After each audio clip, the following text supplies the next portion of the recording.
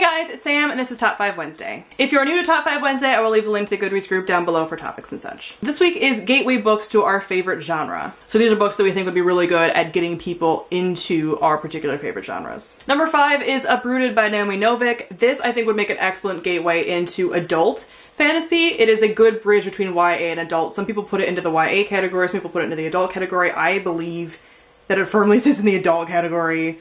Definitely, but it's definitely a good transition between the two. It involves slightly younger characters. I think the main character is like 19-ish, and it's like fast-paced and a lot of action, but again you have the introduction to a little more complex of like a world and magic and like older characters and stuff like that. So there's some similar YA themes, but there's definitely a lot of adult themes as well, so I think it's a good bridge between the two. Number 4 is the Graceling series by Kristen Cashore. This is one of the first books that I read that was young adult fantasy, like years and years ago, and I love it. It's a really good series that is kind of sprawling because there are 3 companion novels and they follow different characters, so they take place in the same world, and it follows one particular theme, and the main theme is the villain in each book remains kind of the same. So it kind of introduces you to multiple POVs but not in the same book, but if you looked at it as like one giant book, it would kind of be like a multiple POV thing. Gets used to that. It's definitely, again, fast-paced. The magic system isn't too complex, but I think it is really cool, and I enjoy the different places we get to see, the different like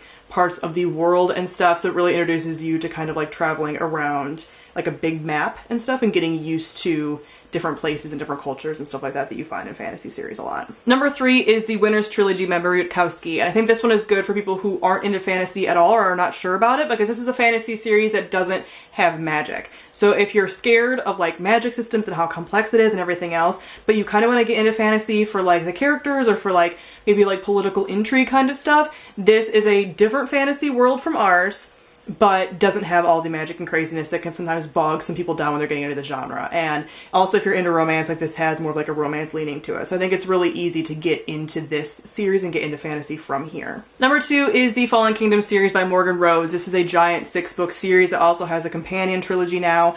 And this is, again, good for multiple POV stories.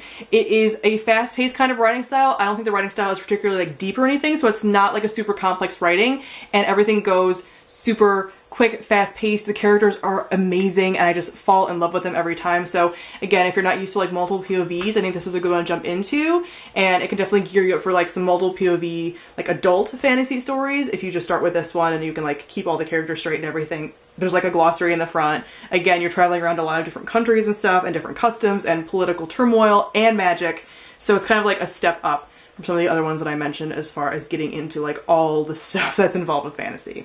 And lastly, a series that makes like every single Top 5 Wednesday these days, the Mistborn Trilogy by Brandon Sanderson. Again, a really good bridge book into adult fantasy. They have since rebranded this series. It originally was released as adult fantasy only, and I still classify it as adult fantasy, but in some areas they have rebranded it and released it with like YA covers and put it in the YA section, so it's in the adult and YA section. And I understand why they did that for like marketing purposes. It's definitely an adult series, definitely, but it does bridge that gap. It's fast-paced. Again, we have younger main characters in there. We also have some older ones though too. There's different POVs, and there's a lot of like political turmoil. There's a really good magic system that's complex but is easy to understand. You can very easily see it in your head, and there's a lot of like deeper themes than just like young adult coming of age. There's like way more than just that going on in here.